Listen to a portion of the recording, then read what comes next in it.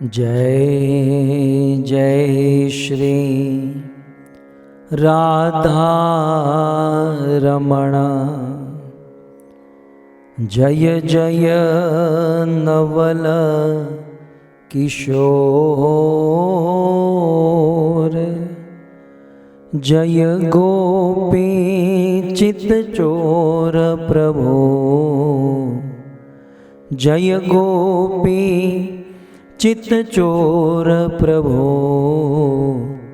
जय जय माखन चोर, जय जय माखन चोर। श्री कृष्णचंद्र भगवान की, जगत गुरु श्रील प्रभुपाद की। उपस्थित भगवत कथा अनुरागी पधारे हुए भक्त वृंद, इस सभा को सुशोभित करने वाले अंतर्राष्ट्रीय कृष्ण भावनामृत संघ, हमारे इस्कॉन के वरिष्ठ भक्तगण, बड़ी भारी मात्रा में फेसबुक, यूट्यूब आदि के माध्यम से इस भागवत का श्रवण करने वाले देश विदेश के समस्त श्रोतागण, तो आप सभी भक्तों का श्रीमद् भागवत कथा के चतुर्थ दिवस में पुनः एक बार स्वागत एवं आप सबके चरणों में लाल गोविंद दास का प्रणाम। आप रोज अमित नारायण प्रभु के मुख से सुन रहे हो कि आप लोग पासवर्ड ले लीजिए, ज्वाइन हो जाइए, ये कीजिए, वो कीजिए। क्या आपको ऐसा नहीं लगता कि रोज एक ही अनाउंसमेंट हो रही है? लेकिन भक्तों, ये ज़रूरी है। आप सबका अनुभव होगा, हम जब फ्लाइट में बैठते हैं, जैसे ही बहुत मज़े से मूड में, जैसे ही गेट के अंदर जाते हैं और फ्लाइट में बैठने के बाद अनाउंसमेंट होती हैं।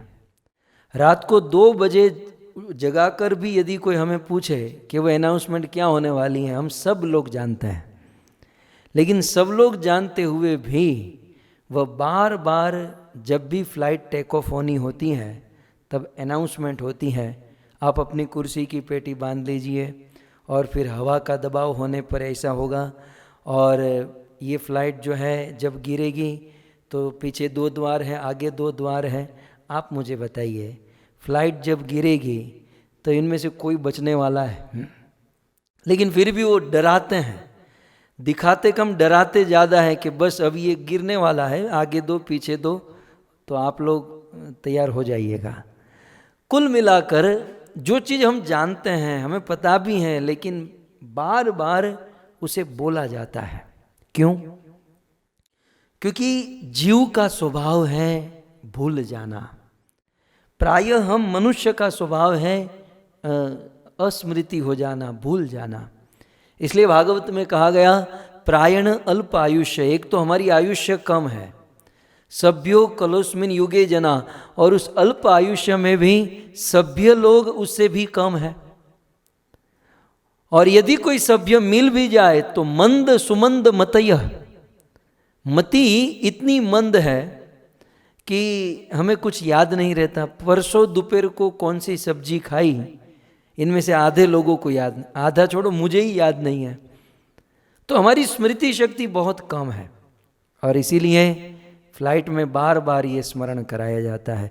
और इस सिद्धांत को अपने जीवन में भी समझ लेना चाहिए कि ये भगवत गीता, ये भागवत हमें बार बार सुनना चाहिए, क्योंकि हमारी स्मृति बहुत कम है, हमारी याद शक्ति बहुत कम है। इसलिए भागवत, भगवत गीता, ऐसे ग्रंथों को, शास्त्रों को बार बार श्रवण करने का विधान है।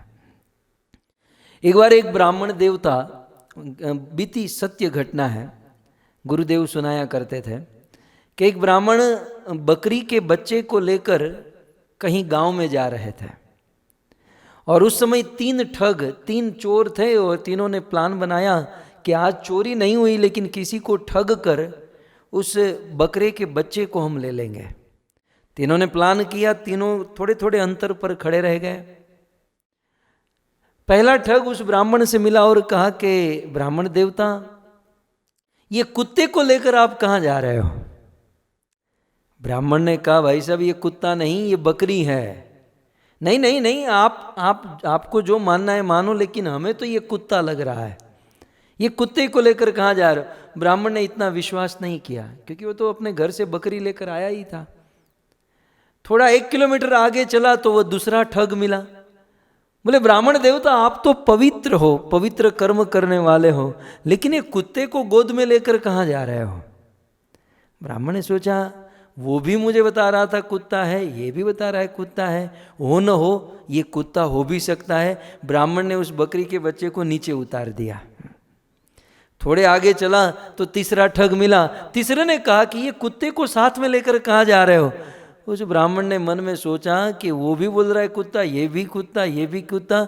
ब्राह्मण ने उस बकरी के बच्चे को छोड़ दिया और नदी में स्नान करके आगे निकल गए। और वह तीनों ठग उस बकरी के बच्चे को चुरा कर चले गए। मेरे कहने का भावार्थ यह है कि वो था बकरी का बच्चा, लेकिन 1 बार 2 बार 3 बार जब उन ठगों ने कहा कि ये कुत्ता है, तो ब्राह्मण के मन में हो गया कि ये कुत्ता है। ठीक उसी प्रकार हमारे जीवन में ये मीडिया के द्वारा, हॉलीवुड बॉलीवुड के द्वारा, ये टीवी के द्वारा, केबल के द्वारा, अनेक सोशल मीडिया के द्वारा बार बार ये बताया जा रहा है कि इस संसार में सुख है, संसार की वस्तु में सुख है, संसार के भोगों में सुख है। बार बार इस प्रकार से, जैसे वो ठगों के द्वारा कहा गया कि ये बकरी नहीं कुत्ता है, तो ब्राह्मण के मन में हो गया कि ये कुत्ता है। ठीक उसी प्रकार इस दुनिया में बार बार हम हमारे कानों से, आंखों से, बुद्धि से ये सुनते आए हैं कि बस संसार के भोगों में ही सुख है, इसलिए हम मान चुके हैं कि संसार के भोगों में सुख है, और इसीलिए हम संसार के भोगों के पीछे पड़े रहते हैं। तत्वतः संसार के भोगों में सुख नहीं है। और इस सिद्धांत के ऊपर हमें जीने के लिए, जैसे बार बार हम गलत इन्फॉर्मेशन लेते आए हैं, हम अविद्या अज्ञान सुनते हुए आए हैं, वैसे बार बार हमें भागवत गीता जैसे ग्रंथों को सुनना होगा। जब तक बार बार हम नहीं सुनेंगे, तब तक हमारे मन की अविद्या और अज्ञान दूर नहीं हो सकता। भक्तों, वर्तमान समय कुछ ऐसा चल रहा है, वैसे वर्तमान नहीं, जीवन भर लोगों को होता ही है, लेकिन वर्तमान कोविड-19 के कारण ये परिस्थिति बढ़ गई है। हम लोग देख रहे हैं कि दुनिया में लोग बहुत चिंतित हैं, दुखी हैं, आक्रांत हैं। थोड़ा सा विश्लेषण किया जाए तो भूतकाल की बातों को याद करके, ध्यान से सुनिएगा, पास्ट, भूतकाल की बातों को याद करके जो दुखी होते हैं उसे शोक कहा जाता है। भूतकाल को याद करके चिंता करना, दुखी होना, उसे शोक कहते हैं। और भविष्य की सिचुएशन को याद करके जो दुख होता है उसे चिंता कहते हैं। भूतकाल को याद करके शोक और भविष्य को याद करके चिंता। और ये भूतकाल का शोक और भविष्य की चिंता इसलिए है क्योंकि वर्तमान में मोह है, वर्तमान में हमारे अंदर मोह है। तो प्रश्न होगा, इस मोह का कारण क्या है? मोह का कारण है अज्ञान। अज्ञान के कारण वास्तविक तत्व को हम नहीं जान पाते हैं, वास्तविक तत्व को हम समझ नहीं पाते हैं, और इसीलिए हमें मोह हो जाता है। और भक्तों, मोह का कारण क्या है? मोह का कारण है इस शरीर को मैं मान लेना। मोह का कारण है अहमता और ममता। जब से ये बुद्धि होती है कि ये शरीर मैं हूँ, जब आत्मा का ज्ञान नहीं होता, आत्मा और शरीर को जब जीव अलग नहीं देखता, जीव मान लेता है कि मैं ही आत्मा हूँ, मैं ही शरीर हूँ, ये अज्ञान के कारण व्यक्ति के जीवन में अहमता उत्पन्न होती है, और अहमता के कारण ममता उत्पन्न होती है, और ममता के कारण शोक और मोह उत्पन्न होता है, चिंता उत्पन्न होती है, और अल्टीमेटली जीवन में भय उत्पन्न होता है। सो ज़्यादा इसमें न फंसे। शोक, मोह, भय, चिंता, ग्लानि, ये और मोह, ये सब कुछ जो है इसे ही अज्ञान कहते हैं। और भक्तों, इस मोह से, इस शोक से, इस चिंताओं से यदि मुक्त होना है तो भागवत में भगवान ऋषभदेव एक बहुत सुंदर उपाय बताते हैं। श्रीमद् भागवत 5:5-11। श्रीमद् भागवत के पंचम स्कंद के पंचम अध्याय के 11वें श्लोक में भगवान ऋषभदेव कहते हैं कि यदि आप इस चिंता से और शोक से मुक्त होना चाहते हैं, चिंता और शोक का मूल है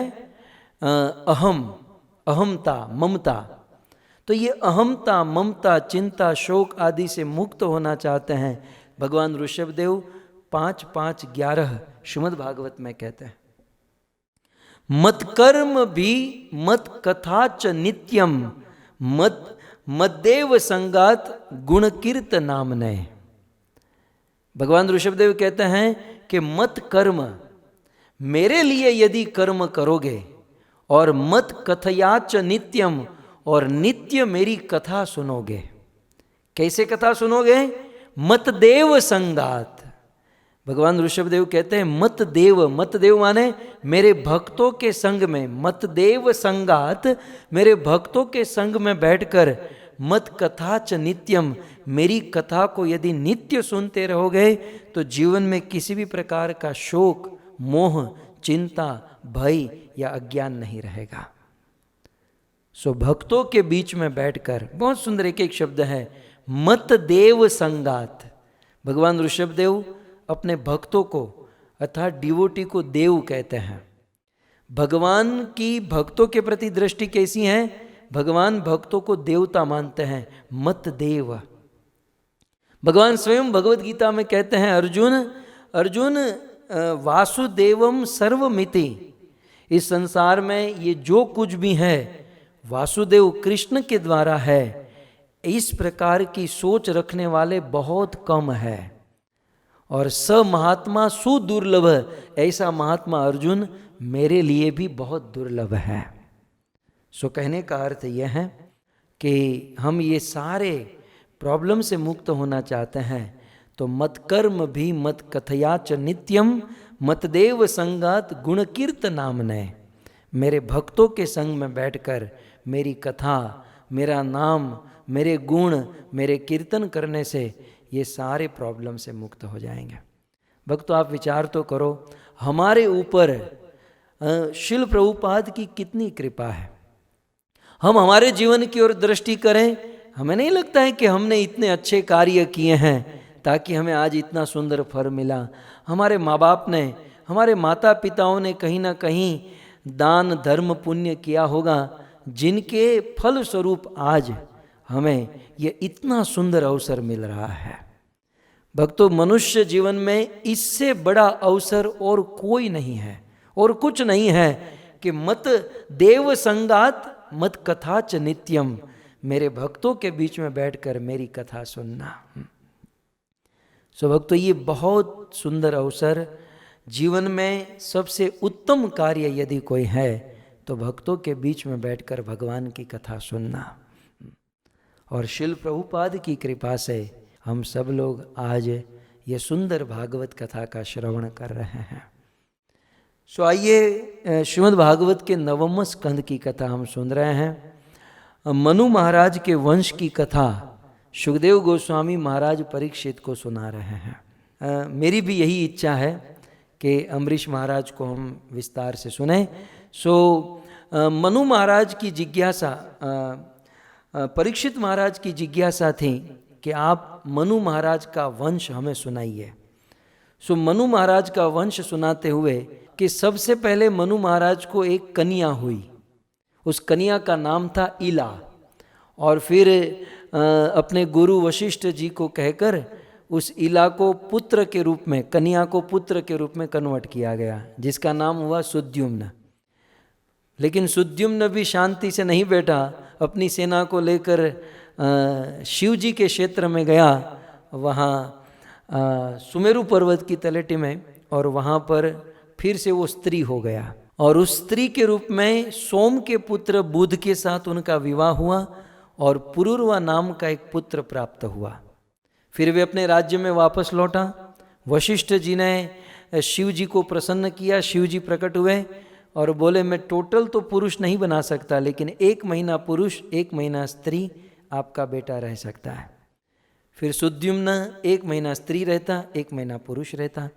सुखदेव गोस्वामी ने कहा कि जब वो पुरुष रहता, सुद्युम्न जब वो पुरुष के रूप में रहते तो वो राज करते, सभा भरते, अपने देश को चलाते।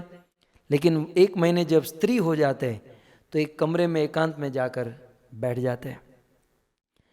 और जब सुद्युम्न 1 महीना पुरुष रहते तब उन्होंने विवाह भी किया और विवाह करके 3 पुत्र उत्पन्न हुए। परंतु सुद्युम्न की प्रजा ने सुद्युम्न को योग्य नहीं माना कि राजा 1 महीना स्त्री रहता है 1 महीना पुरुष, ऐसा राजा हमें नहीं चाहिए। इसलिए पुनः अराजकता छा गई और मनु महाराज का प्रश्न, उनकी चिंता वैसी की वैसी बनी रही। तो प्रथम ये स्त्री और कन्या सुद्युम्न इला के बारे में सुना। फिर मनु महाराज, कल हमने सुना, यमुना के तट पर गए और 100 वर्ष तक तपस्या किए और तप करके 10 पुत्र को जन्म दिया।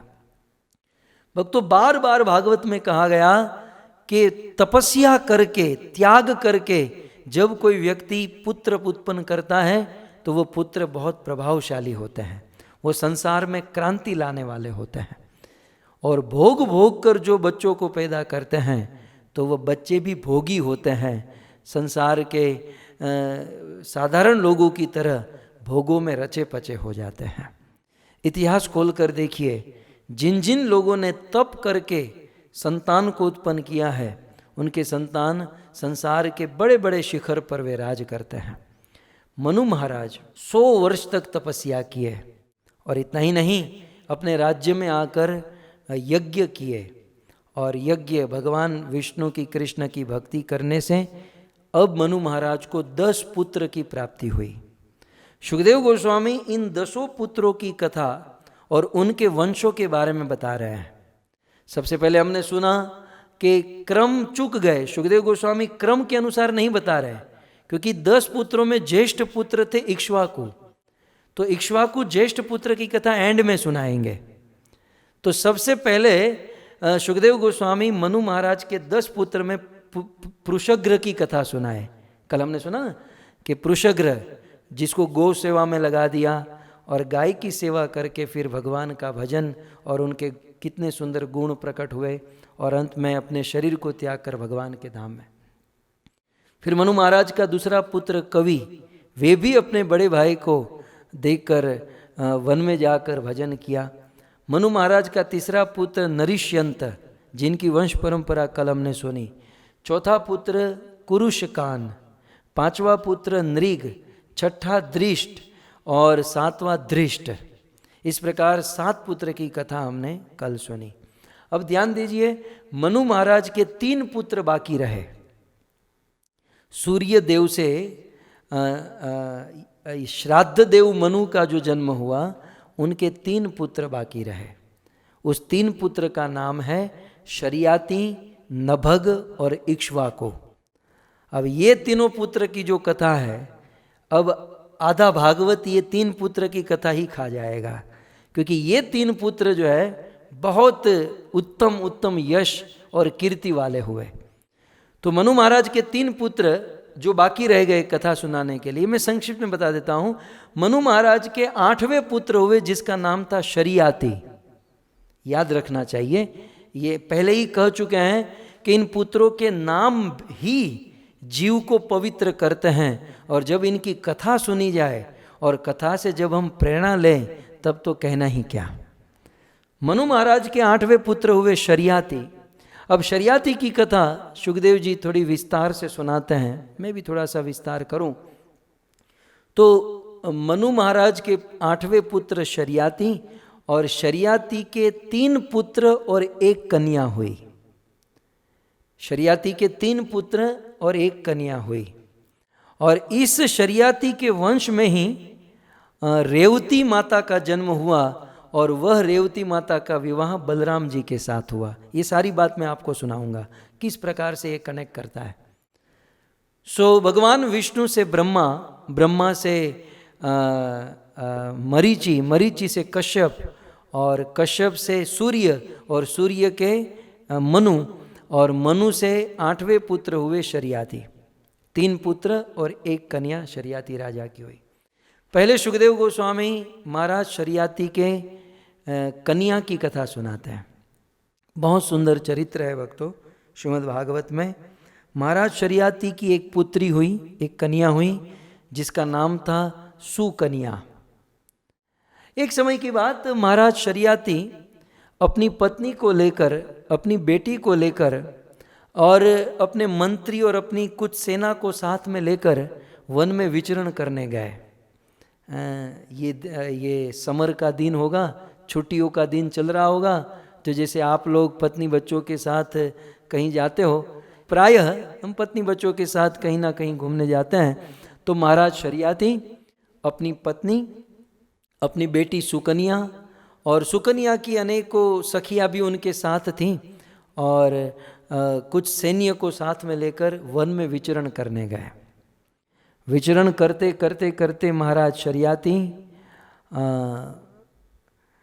च्यवन ऋषि के आश्रम में पहुँचे। च्यवन ऋषि का सुंदर आश्रम, शरियाती और सब लोग वहाँ पर रुके और उनकी बेटी सुकन्या अपनी सखियों के साथ वहाँ आजू बाजू में विचरण करने लगी। उस समय च्यवन ऋषि भगवान का ध्यान कर रहे थे, वो तपस्या कर रहे थे और कई दिनों से च्यवन ऋषि तपस्या कर रहे थे। तो तपस्या करते करते करते करते उन पर अनेकों प्रकार के कीड़े मकोड़े चढ़ गए और एक बहुत बड़ा क्या कहेंगे दिमक लग गई उनके शरीर पर, और इतनी सारी दिमक लगी कि एक पर्वत जैसा हो गया। शरियाती की कन्या सुकन्या और उनकी सखियाँ उस दिमक के पास आई, पर्वत जैसा लग रहा था, और आकर देखा तो वे आश्चर्यचकित हो गई। लेकिन अंदर च्यवन ऋषि बैठे थे और वहाँ पर 2 छिद्र थे, 2 होल थे। वो होल में से च्यवन ऋषि की आंखें दिखाई दे रही थी। तो सुकन्या को, शरियाती की पुत्री सुकन्या को पता नहीं चला कि ये क्या है। वो तो 16 साल की कन्या थी और खेल खेल में उन्होंने सोचा कि इस पर्वत के अंदर, मतलब इस दिमक के अंदर ये 2 हीरे हैं, ये 2 सुंदर रत्न हैं, चलो ना मैं इस रत्नों को निकाल दूं। तो सखियों के साथ खेल खेल में एक लंबा सा कांटा लेकर आई और उस कांटे से अनजाने में उस दोनों हीरे को, उस मोती को जब निकालने गई तो वहाँ से खून की धारा बहने लगी और सुकन्या समझ गई कि कुछ गड़बड़ हुई है, मेरे से कुछ अपराध हुआ है, कुछ गड़बड़ हुई है। सखियों के साथ वहाँ से भाग गई। उनके पिताजी जहाँ शरियाती थे वहाँ पर वे पहुँच गई।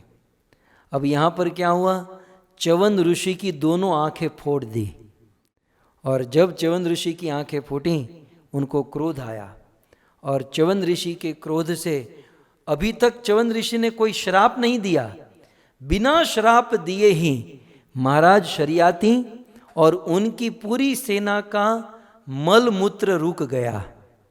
अर्थात उनको पेट में गड़बड़ तो होती थी और ऐसी इच्छा तो होती थी कि हम टॉयलेट करें, लेटरिन करें, लेकिन वो बिल्कुल स्तब्ध हो गया, मल मूत्र नहीं कर पा रहे थे। अब भक्तों, आपके जीवन में इसका अनुभव होगा, मुझे तो बहुत है, क्योंकि मैं रोज़ सुबह 2 लीटर पानी पीता हूँ और घर पर होते हैं तब तो कोई प्रॉब्लम नहीं, लेकिन जब हम यात्रा में जाते हैं या कहीं घूमने जाते हैं तो हमें तो बड़ा इसका अनुभव है।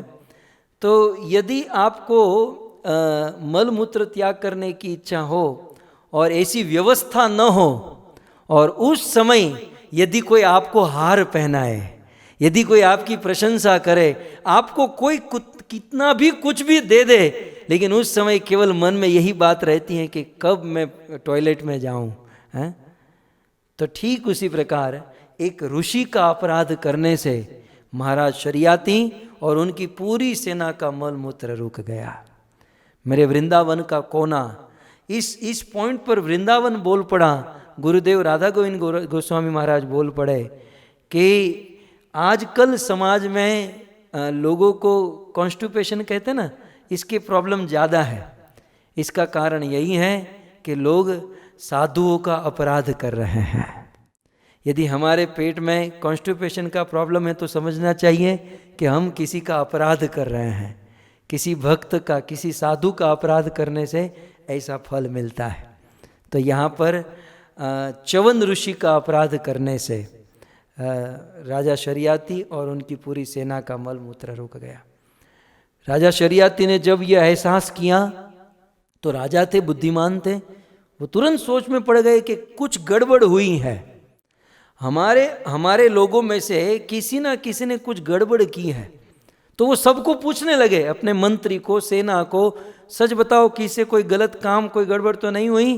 तब उनकी बेटी सुकन्या ने कहा, पिताजी मुझे क्षमा कर दीजिए, मैं तो सोची कि उस दिमक में, उस पर्वत में 2 मोती हैं और उस मोती को निकालने गई तो वहाँ से खून की धारा बही। महाराज शरियाती दौड़ कर आए और देखें कि ये तो च्यवन ऋषि बैठे हैं और मेरी बेटी ने च्यवन ऋषि की दोनों आंखों को फोड़ दिया। शरियाती ने सोचा कि अभी तक श्राप नहीं दिया है, बिना श्राप दिए ही जब ऐसी हालत हो गई, यदि वो श्राप दे देंगे तो कहीं हम नष्ट न हो जाए, हमारा पूरा कुल नष्ट न हो जाए, हमारी पूरी परंपरा खत्म न हो जाए। इसलिए महाराज शरियाती अपनी पूरी सेना को, अपनी पत्नी, अपनी बेटी, इस सब को लेकर च्यवन ऋषि के पास आए और सब ने च्यवन ऋषि को प्रणाम किया, दंडवत किया। सुखदेव गोस्वामी कहते हैं कि अभी भी च्यवन ऋषि अंदर ही बैठे हैं, अभी उस दिमक से बाहर नहीं निकले हैं, वो पर्वत के अंदर ही बैठे हैं। और अंदर बैठे बैठे बाहर से इन्होंने प्रणाम किया और निवेदन किया कि ऋषिवर, मुनिवर, हमें क्षमा कर दीजिए, मेरी बेटी से अनजाने में ये गलती हो गई। तब अंदर से च्यवन ऋषि ने कहा, अच्छा आपकी बेटी से ये अपराध हुआ है, आपकी बेटी कितने उम्र की है? च्यवन ऋषि ने अंदर से पूछा कि आपकी बेटी की उम्र क्या है, आपकी बेटी का नाम क्या है?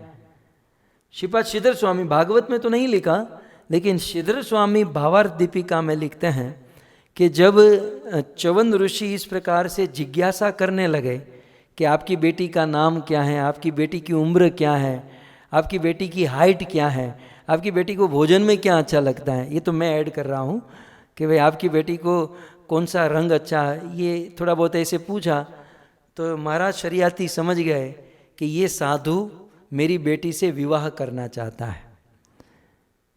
तो च्यवन ऋषि के इशारे को समझकर, उनकी इच्छा को समझकर महाराज शरियाती ने अपने पूरे वंश को बचाने के लिए, अपनी पूरी सेना और अपने वंश को बचाने के लिए अपनी बेटी सुकन्या का हाथ च्यवन ऋषि के हाथ में दे दिया।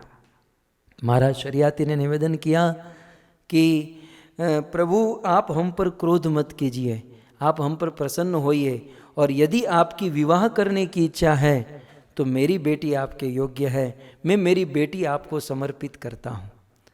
भक्तों, इतिहास देखिए हमारे देश का कि एक बाप अपने पूरे देश को बचाने के लिए अपनी बेटी समर्पित कर रहा है। और ऐसा भी नहीं है कि शरियाती का स्वार्थ है। श्रीमद् भागवत जी में लिखा है कि महाराज शरियाती च्यवन ऋषि के प्रभाव को जानते थे।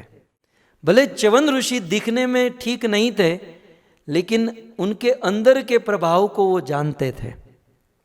हर समय एक बाप को अपनी बेटी का विवाह केवल रूप देखकर ही नहीं करना चाहिए, क्योंकि रूप आज हैं कल नहीं है, और गुण जो होते हैं वो जीवन भर तक रहते हैं। महाराज शरियाती ने देखा कि च्यवन ऋषि का रूप बराबर नहीं है, वे बूढ़े हो चुके हैं, उनकी उम्र भी अधिक है। ऐसा वर्णन है भागवत में कि च्यवन ऋषि बूढ़े थे, उनकी नसें दिखाई देती थी, तपस्या करके उनका शरीर भी ठीक नहीं था, लंबी लंबी जटा थी। और महाराज शरियाती ने अपनी सुंदर फूल जैसी बेटी सुकन्या, 16 साल की अपनी बेटी कन्या का हाथ च्यवन ऋषि को दे दिया, च्यवन ऋषि के साथ विवाह करा दिया। और भक्तों, सबसे बड़ी बात, आज के बच्चों को समझने जैसी बात, कि उस समय सुकन्या ने एक बार भी अपने पिता को ऐसा नहीं कहा कि पिताजी मैं इससे विवाह करना नहीं चाहती हूँ। अपने बाप ने जो निर्णय लिया, बेटी ने उसे शिरोधार्य किया, स्वीकार किया। आंखों से देखें तो बाप का निर्णय बराबर नहीं था। हालांकि हमें भी ठीक नहीं लगता है कि एक बाप अपनी बेटी कैसे दे सकता है, लेकिन महाराज शरियाती च्यवन ऋषि के प्रभाव को जानते थे कि ये च्यवन ऋषि कृष्ण की भक्ति कर रहे हैं तो वो जवान भी हो सकते हैं, वो कुछ भी कर सकते हैं, उनके लिए सब कुछ पॉसिबल है। और इसीलिए अपनी बेटी का विवाह च्यवन ऋषि के साथ कराया। यहाँ पर मैं बच्चों को यही कहना चाहता हूँ कि हमारे माता पिता हमारे जीवन में कभी कभी कुछ सलाह देते हैं, सजेशन देते हैं, तो हमें हमारे माता पिता की बातों को सुनना चाहिए और उनके सलाह सूचन को हमारे जीवन में ब्लाइंडली फॉलो करना चाहिए। क्योंकि हम विज्ञान की दृष्टि से कितने भी आगे हों, हम कितने भी पढ़े लिखे हों, लेकिन हमारे माता पिता ने अपने जीवन से अनुभव किया है और हमारी जो दृष्टि है उससे कहीं दूर दृष्टि हमारे माता पिता की होती है।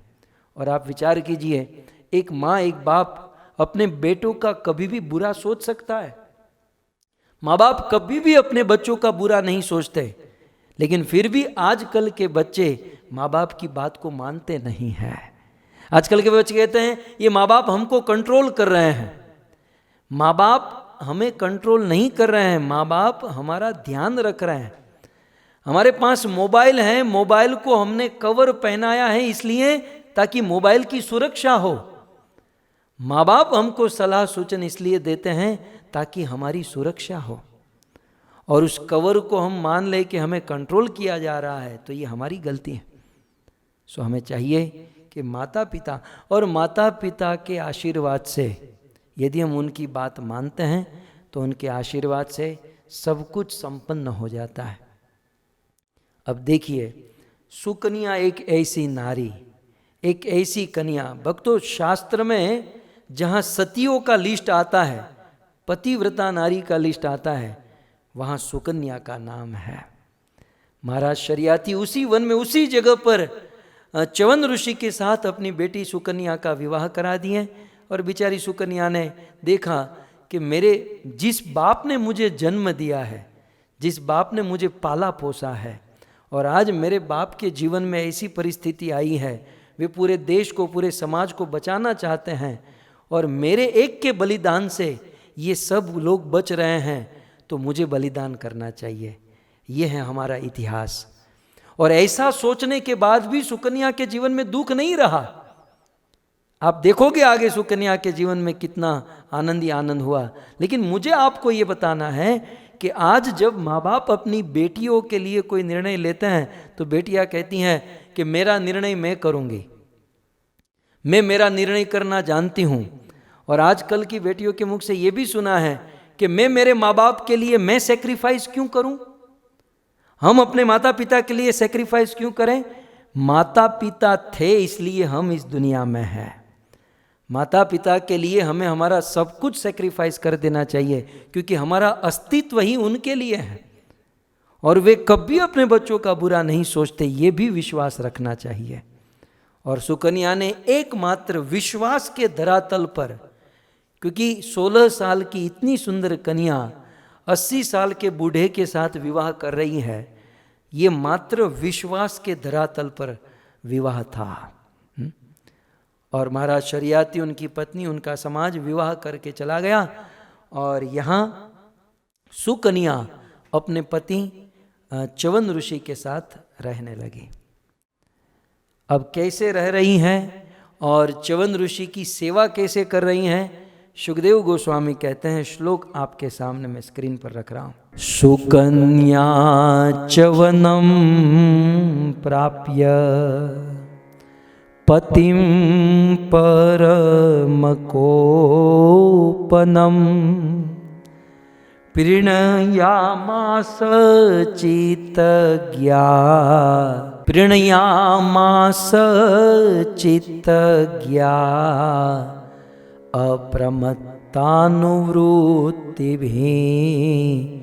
अप्रमत्तानुवृत्तिभिः। सुखदेव गोस्वामी कहते हैं कि सुकन्या च्यवनम प्राप्य, सुकन्या ने च्यवनम, च्यवन ऋषि को प्राप्त किया, अर्थात सुकन्या ने च्यवन ऋषि के साथ प्राप्य माने विवाह किया। और कैसे पति के साथ विवाह हुआ था, तो ये पहले ही इंट्रोडक्शन दे रहे हैं, पतिम परम कोपनम। सुकन्या के पति कैसे थे? परम कोपनम, कोप माने क्रोध करने वाले। देखिए पति भी कोई ठीक नहीं था, रात दिन क्रोध करने वाला पति था, लेकिन फिर भी सुकन्या सुखदेव जी कहते हैं सुकन्या क्या करती थी? प्रीणिया मास चित्तज्ञा। सुखदेव जी कहते हैं पति परम कोपित थे, क्रोधित थे, लेकिन सुकन्या ने अपने पति की ऐसी सेवा की कि प्रीणिया मास, अपने पति को प्रसन्न कर लिया। और कहते हैं चित्तज्ञा, अपने पति को प्रसन्न किया। और कहते हैं चित्त अज्ञा। सुकन्या अपने पति की सेवा कैसे करती थी? चित्त अज्ञ, पति के चित्त में, पति के मन में जो बात चल रही है सुकन्या बाहर से ही समझ जाती थी। अर्थात पति रुख लागी, पति के रुख को समझकर, पति के मन की भावना को समझकर सुकन्या अपने पति की सेवा करते थे। इसका अर्थ यह है कि पति को कहने की आवश्यकता नहीं थी कि मेरे लिए पानी लेकर आओ, मेरे लिए ये करो। पति के बोलने से पहले ही सुकन्या वह सेवा संपन्न कर देती थी। इसलिए कहते हैं चित्तज्ञा और अप्रमत्ता। सुकन्या अपने पति की सेवा कैसी करती थी? अप्रमत्त। अप्रमत्त के बहुत सारे अर्थ हम ले सकते हैं। अप्रमत्त माने आलस छोड़कर। एक स्त्री को चाहिए अपने घर पर और खास करके अपने पति की सेवा आलस छोड़कर करे। नीति में मैं जाऊं तो चाणक्य पंडित ने लिखा है कि पत्नी पति के सामने कभी भी न सोवे। ये नीति में लिखा है। अब आपको कितना फॉलो करना, आप स्वतंत्र हैं, कोई फोर्स नहीं है, लेकिन नीति में लिखा है कि उस पत्नी के जीवन में कभी भी दुख नहीं आ सकता जो पत्नी पति के सामने सोती नहीं है। इसका अर्थ पति के सोने के बाद सोवे और पति के जगने के पहले जगे। तब कोई कह सकता है कि भाई तो सोएंगे कब? दोपहर को टाइम ही टाइम होता है, दोपहर को सो लीजिए। लेकिन पति के सामने, पति के बाद सोवे, पति के पहले जगे। इस प्रकार का जो आचरण करती है उस पत्नी के जीवन में कभी कोई दुख नहीं आ सकता है, चाणक्य पंडित ने लिखा है। और अप्रमत्त, आलस छोड़कर, प्रमाद छोड़कर। और दूसरा अप्रमत्त माने अभिमान को त्याग कर कि मैं तो 16 साल की हूँ, ये मेरा पति तो 80 साल का बूढ़ा है, मैं तो इतने बड़े राजा की बेटी हूँ, ये तो गरीब हैं, मैं जॉब करती हूँ, ये तो कुछ नहीं करता, मैं कमाती हूँ, ये कुछ नहीं करता। पत्नी चाहे पति से गुणों में श्रेष्ठ भी हो, याद रखिए, पत्नी अपने जीवन में पति से गुणों से श्रेष्ठ हो, लेकिन फिर भी पत्नी को सदैव अपने पति के पीछे रहना चाहिए, प्रमत्त नहीं होना चाहिए। क्योंकि अपने पति को आगे करना, अपने पति के गुणों को प्रस्तुत करना, कभी कभी पत्नी के अंदर जो गुण होता है ना, वो अपने पति के नाम पर चढ़ा देती हैं, वही पत्नी पतिव्रता मानी जाती है। कार्य पत्नी ने किया है लेकिन वो पति के नाम पर चढ़ा देती है हमारे पति ने।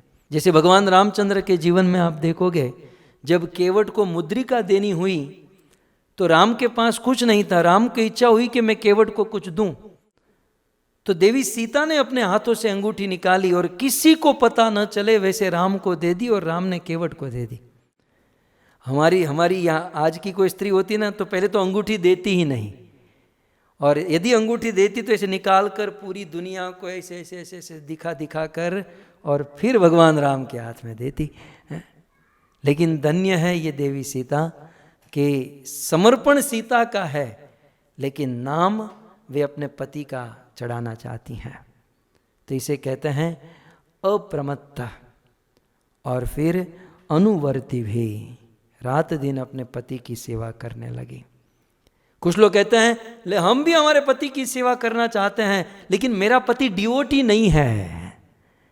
देखिए, पति पति होता है, पति में डिवोशन या ये कुछ नहीं होता, पति पति होता है। जो भी है वो पति है और पत्नी का धर्म है पति की सेवा करें। और यहाँ तो ये सुकन्या का पति कैसा था?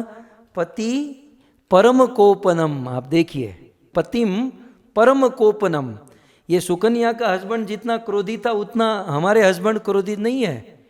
वो तो बस वो तवे के ऊपर ही रहता था, कोई भी बुलाता तो बस चिढ़कर आवाज जवाब देता और क्रोध करते। तो परम कोपनम होते हुए भी सुकन्या उनकी सेवा करने लगे।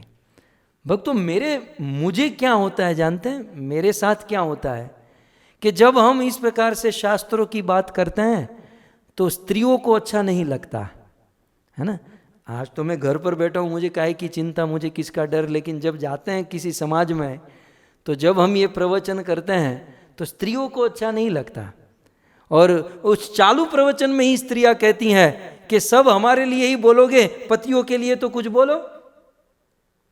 ये मेरा अनुभव है भक्तों, एक बार नहीं अनेकों बार। बस सब कुछ स्त्रियों के लिए बोल रहे हो, पति के लिए तो कुछ बोलो। लेकिन तुम लोग पति की क्यों चिंता कर रही हो? जब स्त्री की बात आई है भागवत में, शास्त्र में, तो उसे सुनकर प्रसन्न रहो। जब कोई व्यक्ति हमें अपने धर्म के बारे में समझाता है, सिखाता है, तो ये सुनकर प्रसन्न होना चाहिए। लेकिन देखा है समाज में जब इस प्रकार की बातें करते हैं तो स्त्रियां क्रोधित हो जाती हैं और कहती नहीं, पति की बात करो।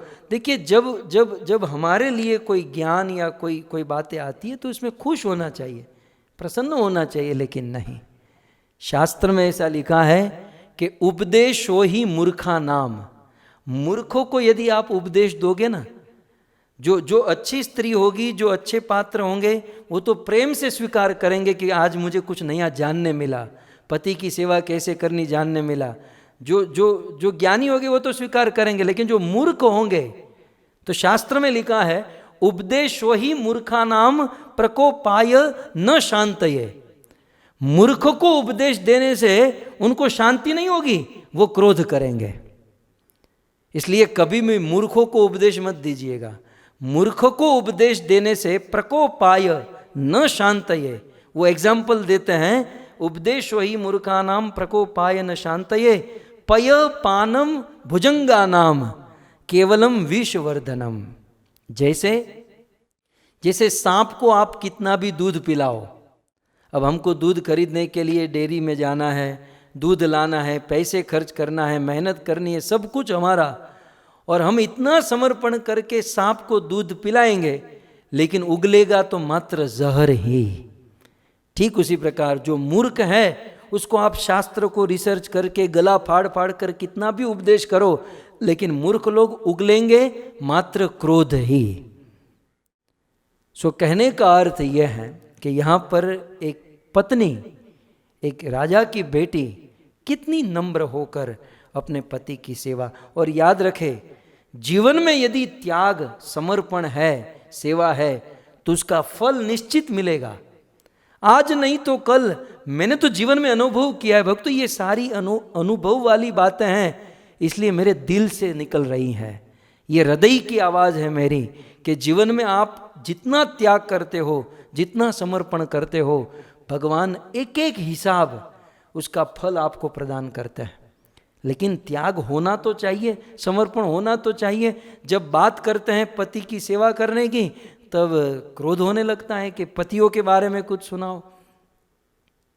तो यहाँ पर बहुत सुंदर ये सुकन्या अपने पति की सेवा करने लगी। और भक्तों, यद्यपि क्रोधी पति था, लेकिन फिर भी च्यवन ऋषि सुकन्या अपनी पत्नी की सेवा से बड़े प्रसन्न हुए। और एक दिन की बात, स्वर्ग के अश्विनी कुमार, स्वर्ग में 2 देवता रहते हैं, अश्विनी कुमार। तो स्वर्ग में रहने वाले अश्विनी कुमार रुचिक ऋषि के आश्रम में, ये रुचि की निकल रहा है, च्यवन ऋषि के आश्रम में आए। ये अश्विनी कुमार इंद्र के द्वारा गर्हित किए गए हैं। अर्थात इंद्र देवता जब भोजन करते हैं तो अश्विनी कुमारों को अपनी पंगत में नहीं बिठाते, अपने टेबल पर नहीं बिठाते, उसे दूर बैठा। आजकल गांव में आपने देखा होगा कि शूद्र जो होते हैं उसे समाज से दूर रखते हैं। वैसे स्वर्ग में देवराज इंद्र ने अश्विनी कुमारों को, ये 2 भाई हैं, उनको अपने से बहुत दूर रखा था, अपने समाज से दूर रखा था, और भोजन उनको अपने साथ नहीं करने देते थे। क्यों? क्योंकि देवताओं का ये मानना था कि ये अश्विनी कुमार डॉक्टर हैं। अब जितने भी डॉक्टर मेरे सामने बैठे, मुझे क्षमा कीजिएगा, मैं भागवत की बात एज इट इज बोल रहा हूँ, और आज पता नहीं सच बोलने का मूड हो रहा है। तो श्रीमद् भागवत जी में लिखा है कि डॉक्टरी जो है ना, डॉक्टरी, वैसे आजकल समाज में डॉक्टरी बहुत बड़ी मानी जाती है, लेकिन देव समाज में डॉक्टरी करना बहुत नीचा काम है, बहुत नीचा काम है।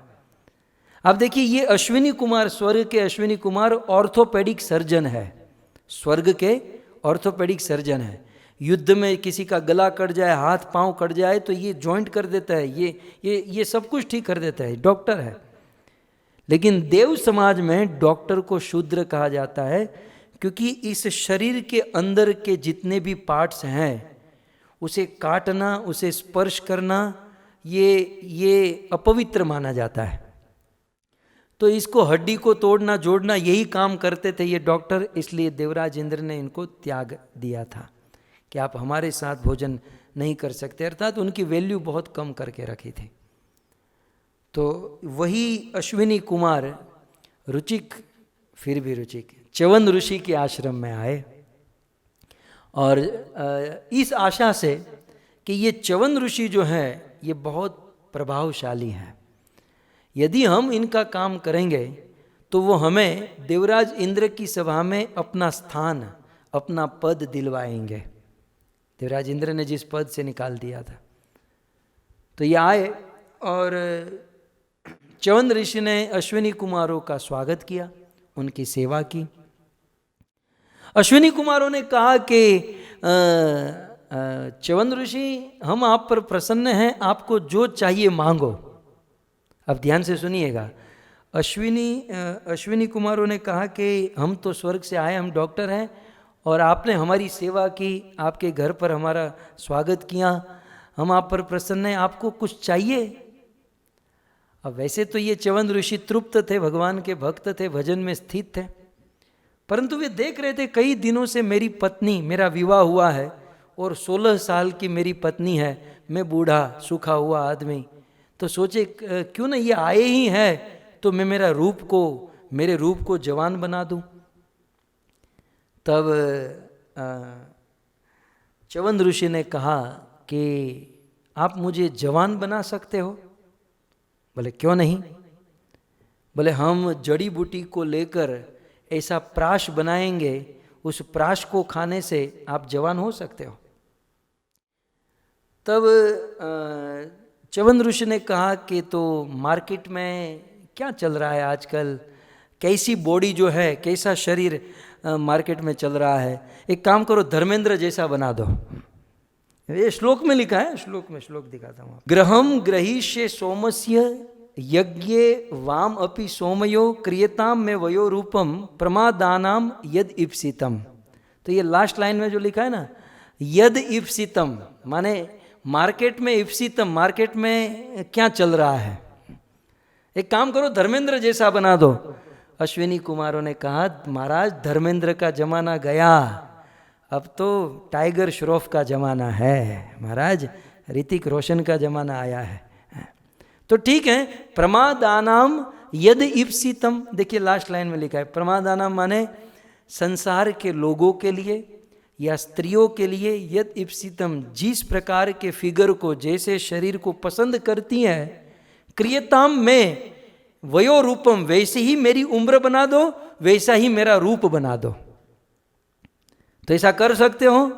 स्वर्ग के अश्विनी कुमारों ने कहा कर सकते हैं। तब च्यवन ऋषि ने कहा कि आप मुझे जवान बना दो और मैं तुम्हें इंद्र की सभा में तुम्हारा हक पुनः प्राप्त करवाऊंगा। सुखदेव गोस्वामी कहते हैं कि जब इस प्रकार से बात हुई तब स्वर्ग के अश्विनी कुमारों ने जड़ी बूटियों को लाकर एक बहुत सुंदर प्राश बनाया, और वह प्राश जब इन्होंने खाया तो जो 80 साल के बूढ़े थे वह 18 साल के जवान लड़के बन गए, और इसीलिए आगे चलकर उस प्राश का नाम हुआ च्यवन प्राश। च्यवन ऋषि ने प्राश खाया और हो गया च्यवन प्राश। आजकल भी दुनिया में कई सारी कंपनियां च्यवन प्राश बनाती हैं, पता नहीं उससे बूढ़े जवान होते हैं कि जवान बूढ़े हो जाते हैं, लेकिन स्वर्ग के अश्विनी कुमारों ने प्राश बनाया, च्यवन ऋषि ने खाया, 80 साल के बूढ़े 18 साल के जवान हो गए। और ऐसा वर्णन है, उन्होंने सारी औषधियाँ डालकर एक कुंड बनाया, और उस कुंड में एक अश्विनी कुमार ने एक हाथ पकड़ा, च्यवन ऋषि का दूसरा हाथ पकड़ा और उस कुंड में लेकर गए। तो दोनों अश्विनी कुमार और च्यवन ऋषि दोनों तीनों उस कुंड में नीचे उतरे, च्यवन प्राश खाए, और जैसे ही बाहर निकले तो बिल्कुल 18 साल के युवक और सुंदर रूप वाले होकर निकले। और उसी समय उनकी पत्नी सुकन्या जब आई तो तीनों को जवान देखकर सुकन्या भी धोखे में पड़ गई, बोले इसमें मेरा पति कौन है। सुखदेव गोस्वामी कहते हैं कि इस परिस्थिति में भी सुकन्या का धर्म तो आप देखिए कि वो दंडवत करती है और निवेदन करती है कि मुझे ये बताओ कि इनमें से मेरा पति कौन है, क्योंकि भले आप तीनों सुंदर हो लेकिन मैं तो मात्र मेरे पति की सेवा करना चाहती हूँ। भक्तों, यहाँ पर एक सिद्धांत है, चाहे अन्य पुरुष जार पुरुष कितना भी रूपवान हो, सुंदर हो, लेकिन स्त्री का धर्म है वे मात्र अपने पति की सेवा करे, अपने पति को शरणागत रहे। जो स्त्री अपने पति को छोड़कर छुप छुप कर किसी अन्य पुरुष से बात करती है, जो पत्नी अपने पति को छोड़कर किसी अन्य पुरुष से अपना संबंध रखती है, रामायण, भागवत, गीता या चैतन्य चरितामृत सभी ग्रंथों में कहा गया वो रव रव पड़े मजे, वो रव रव नरक में जाती हैं। यहाँ भी समाप्त नहीं होता, रव रव नरक में उसे अनेक यातना मिलती हैं, फिर से उसका स्त्री शरीर में जन्म होता है, और स्त्री शरीर में जन्म होने के बाद वह जवानी में विधवा हो जाती हैं। जो स्त्री अपने पति को छोड़कर किसी अन्य पुरुष से संबंध रखती हैं या किसी अन्य पुरुष से किसी भी प्रकार से वार्तालाप आदि करती हैं, एक स्त्री का धर्म है वे किसी अन्य पुरुष से बात करना भी चाहे तो अपने पति को बीच में रखे, या वह सारी इन्फॉर्मेशन उनके पति के पास होनी चाहिए। ये सारी बातें शास्त्र में बहुत सारी बातें हैं, लेकिन जैसे मैंने कहा कि ऐसी बातें लोगों को सुनना अच्छा नहीं लगता, और फिर हमारे जैसे वक्ता सोचते हैं कि भाई लोगों को अच्छा नहीं लगेगा तो टोटली हमको सुनना बंद कर देंगे। उससे अच्छा है कि शुगर कोटेड कर करके धीरे धीरे धीरे धीरे दिया जाए, ताकि आज नहीं तो कल धर्म का ज्ञान हो सके। अन्यथा पुरुष के लिए या स्त्री के लिए या बच्चों के लिए सबके धर्म का वर्णन शास्त्रों में किया गया है। यदि हमारी इच्छा हो, योग्यता हो, पात्रता हो, तो ये सारे धर्मों के बारे में हम जान सकते हैं, समझ सकते हैं। फिर अश्विनी कुमारों ने कहा कि ये जो बीच में है ये आपके पति हैं, और सुकन्या बड़ी प्रसन्न हुई, और वास्तव में सुकन्या ने जो समर्पण किया था, अपने पिता के कहने पर जो विवाह किया था, वह सारी बात आज सुकन्या को सारा फल मिल गया और धन्य धन्य हो गई, कृतार्थ हो गई। सो इस प्रकार से च्यवन और सुकन्या का सुंदर गृहस्थ जीवन चलने लगा। और इस चलते हुए गृहस्थ जीवन में और एक घटना घटी, उस घटना को हम सुनेंगे। अब सुकन्या अपने पति च्यवन ऋषि के साथ रहने लगी। अब तो ये ऋषि दिखते नहीं थे, अब तो ये जवान लड़के बन चुके थे। 16 साल की सुकन्या और 18 साल का लड़का राजकुमार की तरह ये दोनों वन में एक दिन एकांत स्थान पर बैठे थे, और उसी समय सुकन्या के पिता महाराज शरियाती अपने कुछ लोगों को साथ में लेकर वन में आए, और दूर से महाराज शरियाती ने देखा कि ये मेरी बेटी सुकन्या किसके साथ बैठी है, क्योंकि मैंने तो विवाह किया था च्यवन ऋषि के साथ, और वो तो बूढ़े 80 साल के बूढ़े, और ये मेरी बेटी सुकन्या किस लड़के के साथ बैठी है। उसी समय ही महाराज शरियाती पहुंचे और सुकन्या उस लड़के के साथ, राजकुमार जैसा लड़का था उनके साथ बैठी थी। वो खड़ी हुई और खड़ी होकर अपने पिता को जाकर प्रणाम किया, लेकिन महाराज शरियाती ने अपनी बेटी का प्रणाम भी स्वीकार नहीं किया। और महाराज शरियाती अपनी बेटी को कहने लगे, क्या कहे भक्तों, ये आपके सामने मैं रख रहा हूं। चीकीर्षितम ते किमिदं पतिस्त्वया प्रलम्भितो लोक नमस्कृतो मुनि यत्वं जराग्रस्त सत्यसम्मतं विहाय जारं भजसे मुमुध्वगम् यत्वं जराग्रस्त सत्यमसम्मतं विहाय जारं भजसे मुमध्वगम् चिकीर्षितं ते किमिदं पतिस्त्वया। उस सुकन्या के पिता महाराज शरियाती कहते हैं कि सुकन्या, सबसे पहला मेरा प्रश्न ये है, तेरा पति कहाँ है? चिकीर्षितम ते, तू अकेली मेरे पास, तेरा पति कहाँ है? और ये अपने पति को छोड़कर ये किसी अन्य पुरुष के साथ तुम बैठी हो। अभी वास्तव में तो उसका पति ही था, लेकिन ये तो जानते ही नहीं थे ना कि तू जार पुरुष के साथ, तू इस प्रकार पराये पुरुष के साथ बैठी हो। यत्वम जराग्रस्तम असत्य सम्मतम, अपने पति को जराग्रस्त, बूढ़ा समझकर, अपने पति के शरीर में कोई शक्ति नहीं, यह देखकर, अंतिम लाइन, विहार जारम, अपने पति को छोड़कर, जारम माने अन्य पुरुष के साथ तुम बैठी हो। बहुत सुंदर आगे शरियाती राजा ने कहा, कथम मतिस्ते वगतान्यथा सताम कुल प्रसूते कुल दूषणम तिदम बभर्षिजारम पदपत्रपाकुलम पीतु भर्तुश्च नयनस्य धस्तमा। बेटा ये तूने क्या कर दिया? कथम मतिस्ते अवगता अन्यथा सताम। बेटा तुम्हारी ये मति कैसे बिगड़ गई?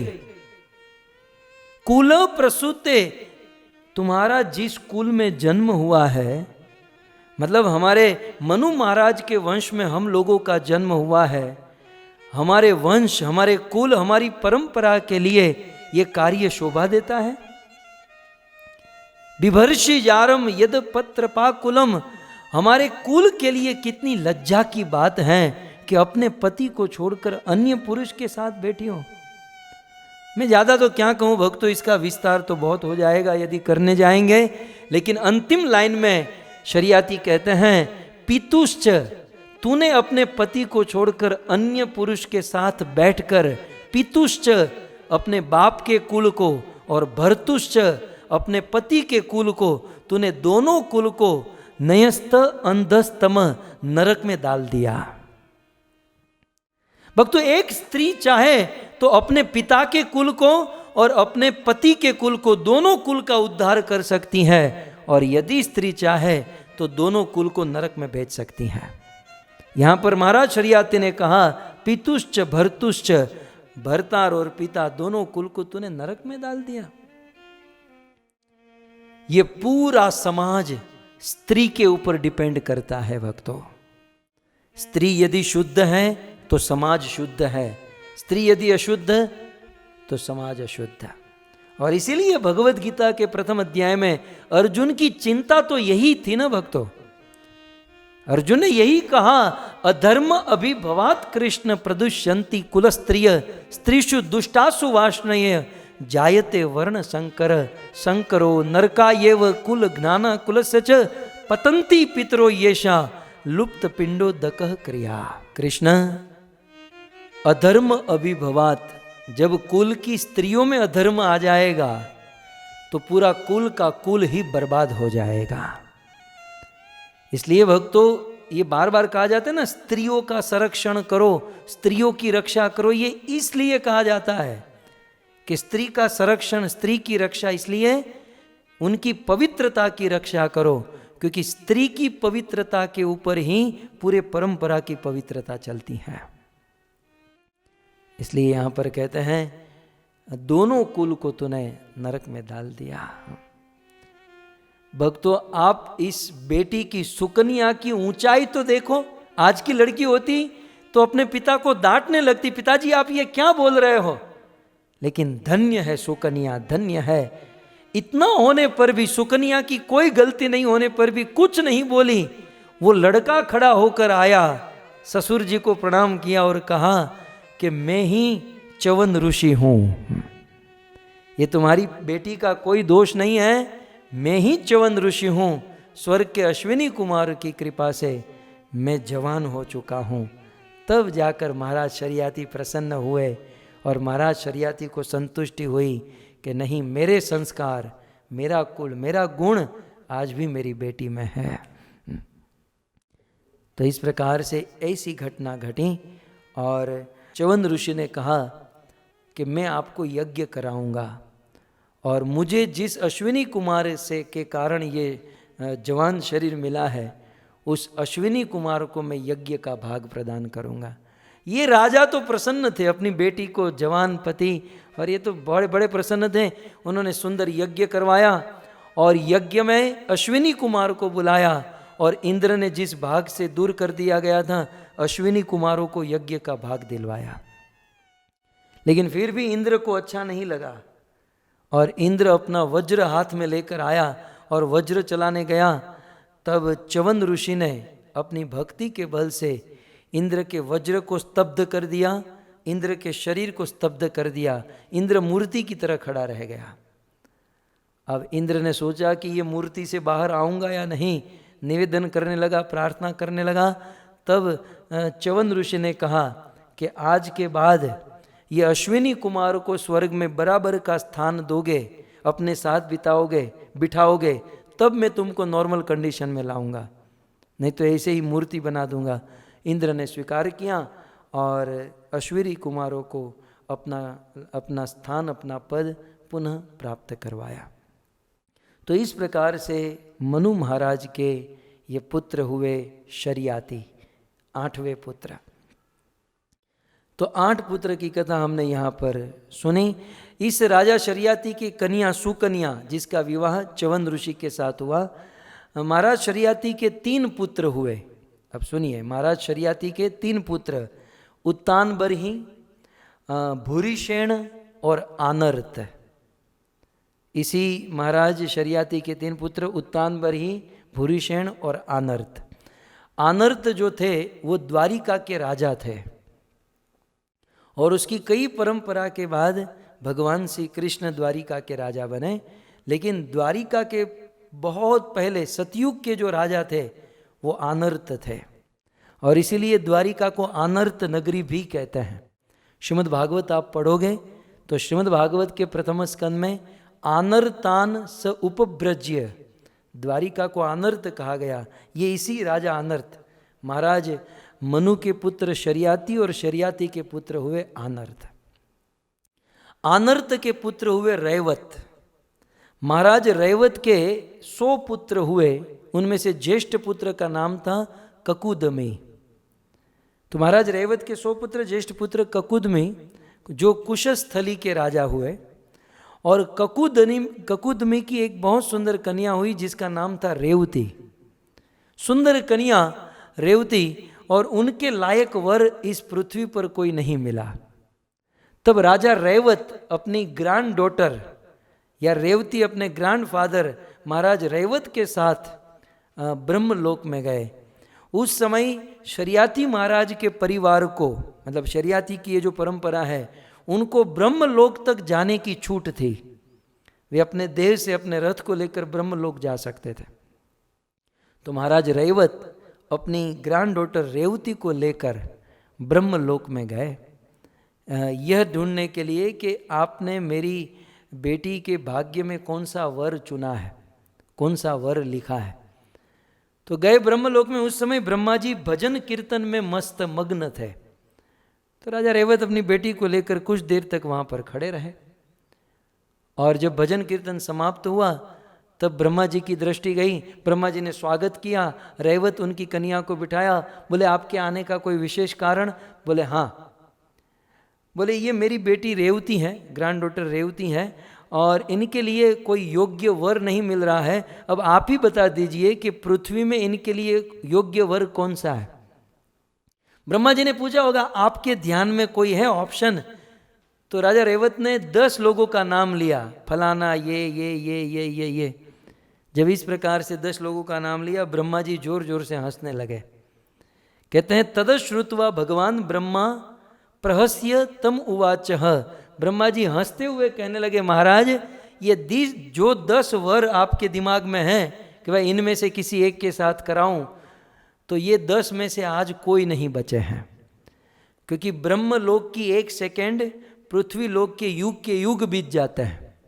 इसलिए ब्रह्मा जी ने कहा, श्लोक में आप देख सकते हैं, अहो राजन निरुद्धास्ते कालेन हृदये कृतः तत्पुत्र पौत्र नृपाणाम गोत्राणि च शृण्महे। ब्रह्मा जी कहते हैं कि राजन तुमने जिसके संबंध में अपने मन में सोचा है कि मैं इनके साथ विवाह कराऊंगा, ते कालेन निरुद्धा, वो सारे लोग काल के गाल में चले गए।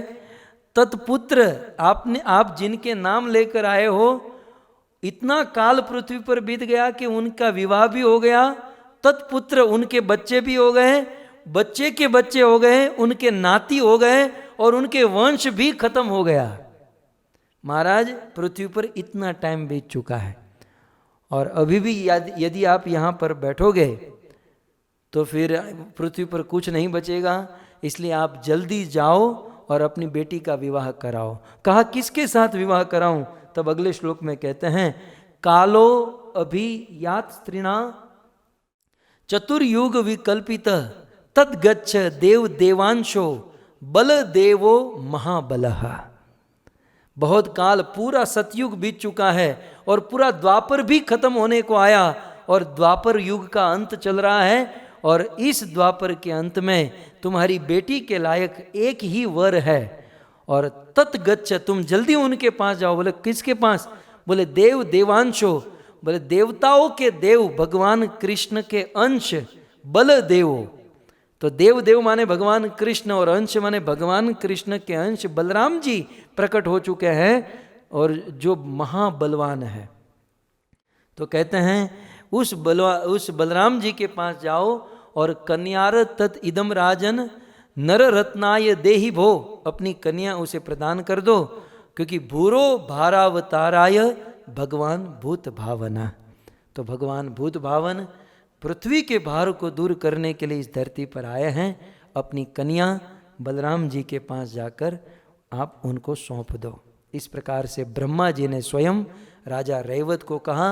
राजा रेवत तुरंत अपनी बेटी रेवती को लेकर धरती पर आए, द्वारिका गए, और रेवती का विवाह बलराम जी के साथ कराया।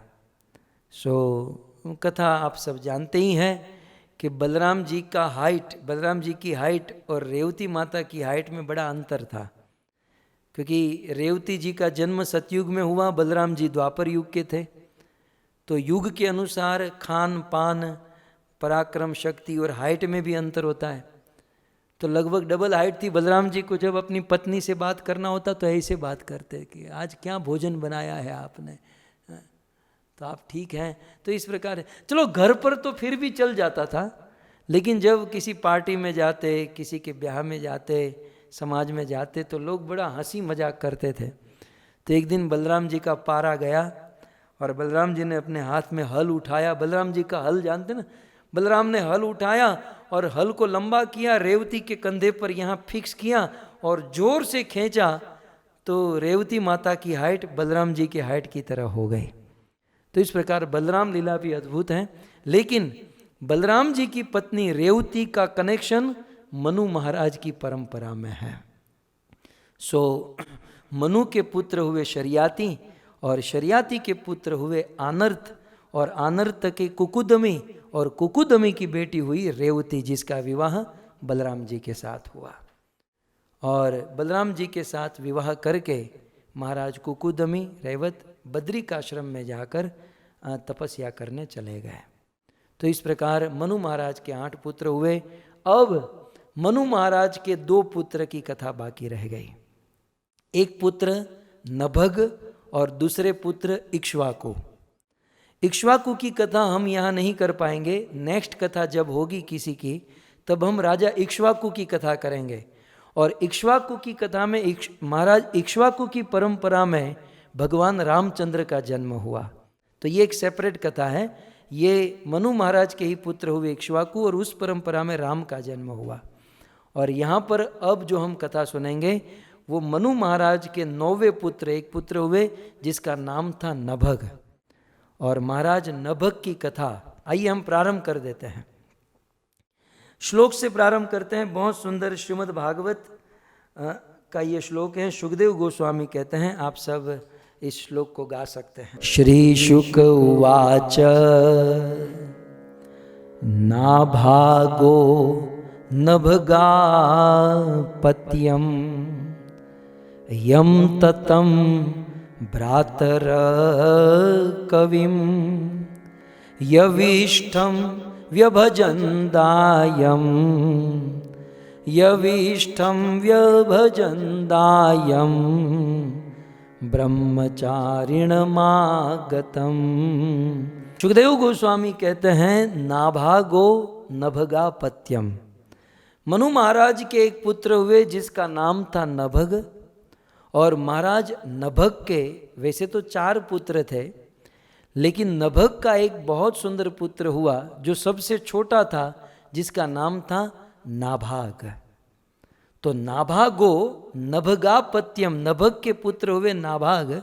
और उसके विषय में कहते हैं यम ततम भ्रातरः कविम। और ये नाभाग कैसे थे? कवि। अब कवि के ऊपर बोलने जाऊं तो पूरा प्रवचन हो सकता है। कवि का अर्थ होता है विद्वान। कवि माने विद्वान। कवि के बहुत बहुत अर्थ होते हैं। नभग के पुत्र नाभाग कैसे थे? कहते हैं कवि। कवि का अर्थ होता है क समये न वदे इति कवि। जो गलत टाइम पर जो नहीं बोलता है उसे कवि कहता है। देखिए, कौन से टाइम पर बोलना और किस टाइम पे चुप रहना, ये बहुत बड़ी बुद्धिमानी होती है। हमारे गुजराती में 2 सिमिलर कहावत है। एक कहावत है बोले एना बोर वेचाय, અને બીજી કહાવત છે नो बोलवामा 9 गुण, है ना। जो बोलता है उसी के बेर बिकते हैं और नहीं बोलने में 9 गुण होते हैं।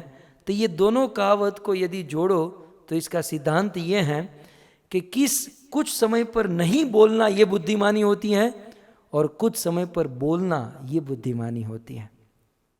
तो कवि का अर्थ होता है किस समय पर क्या, कितना और कैसा बोलना। जो पूर्ण रूप से जानता है उसे कवि कहते हैं।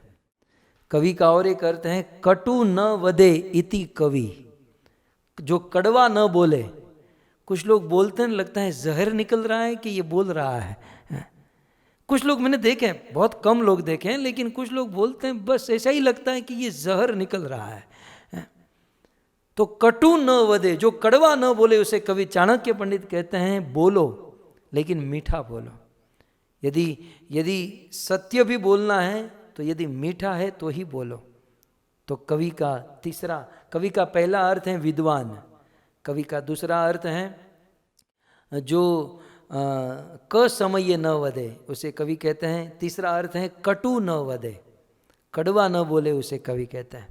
चौथा अर्थ है कलुषित न वदे।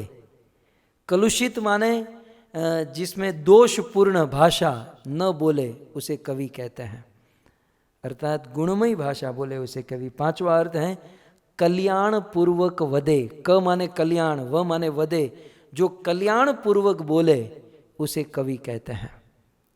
छठा अर्थ है कमती वदे, कमती वदे किंतु कीमती वदे। कम बोले लेकिन बोले तो वह कीमती बोले, उसे कवि कहते हैं। और सातवां अर्थ है, सीधा अर्थ में कहूं तो कवि, उसको रिवर्स बोलेंगे तो क्या होगा? कवि को रिवर्स क्या होगा? वीक। इंग्लिश में वीक माने ढीला ढाला, इंग्लिश में वीक माने बहुत, मतलब हमारे गुजराती में लबाड़ कहवाय, हिंदी में लबाड़ नहीं होता है, गुजराती में ही होता है। तो वीक, कवि का रिवर्स होता है वीक। तो जो वीक नहीं है, मतलब जो प्रभावशाली है, उसे कवि कहता है। सो कुल मिलाकर नाभागो नभगापत्यम यम ततम भ्रातरम कविम यविष्ठम व्यभजन दायम ब्रह्मचारिणम आगतम। ये जो नभग के चौथे छोटे पुत्र नाभाग थे, वे गुरुकुल में पढ़ने गए थे। यम ततम भ्रातरः, उनके 3 भाई थे। ये तीनों भाई गृहस्थी थे, पत्नी बच्चे वाले थे, लेकिन नाभाग गुरुकुल में जाकर विद्या ग्रहण कर रहे थे। नाभाग के विषय में कहा गया विद्या व्यसनी थे, विद्या ग्रहण करने में पड़े रहते थे।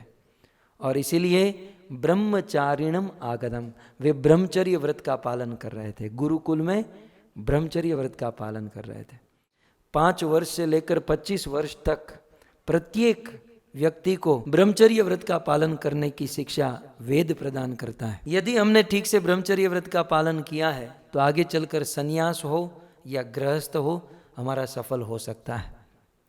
इसलिए हमारे वेदों ने, हमारे शास्त्रों ने ब्रह्मचर्य आश्रम के ऊपर बहुत जोर प्रदान किया है। जब कोई व्यक्ति, ऐसा शास्त्र में लिखा है कि जब भोजन करता है, जब हम लोग भोजन करते हैं तो वह भोजन 5 दिन के बाद उसका खून बनता है।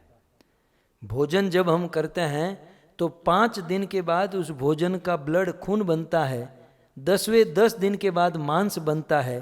15वें दिन मेद बनता है। 20वें दिन हड्डी बनती है। 25वें दिन मज्जा बनती है और 30वें दिन वीर्य बनता है। ऐसा कहते हैं कि 1 किलो भोजन कोई करता है तो 30 दिन में 30 किलो भोजन करेगा। 30 किलो जब कोई व्यक्ति भोजन करता है तब उसमें 800 ग्राम खून, ब्लड बनता है। 30 किलो भोजन करने से, और वो भी भोजन ब्रेड या पाव या ऐसा नहीं होना चाहिए, भोजन भी यदि गुण वाला हो तो 1 दिन में 1 किलो, 30 दिन में 30 किलो, 30 किलो जब भोजन करते हैं तो 800 ग्राम ब्लड, रक्त बनता है। और 800 ग्राम रक्त, ब्लड जब जलता है तब 20 ग्राम वीर्य बनता है। और जब एक बार कोई पुरुष संभोग करता है तो 20 ग्राम वीर्य स्खलित होता है। मतलब 1 महीने में जितना भोजन ग्रहण किया है, एक बार मैथुन में वह खत्म हो जाता है। सो ब्रह्मचर्य व्रत पालन करने के सिद्धांत हमारे वेदों ने दिया। यदि इस व्रत का पालन करते हैं तो ऊर्जा बढ़ती है, शक्ति बढ़ती है, शरीर का तेज और प्रभाव बढ़ता है, स्मरण शक्ति बढ़ती है, मेधा बुद्धि बढ़ती है, और जीवन में जो संकल्प करते हैं वे सारे संकल्प को पूर्ण करने की ताकत होती है। इस दुनिया में जितने भी सक्सेस लोग हुए, वे जानकर या अनजाने में ब्रह्मचर्य व्रत का पालन करते थे, तब जाकर वह सफलता को प्राप्त कर सके।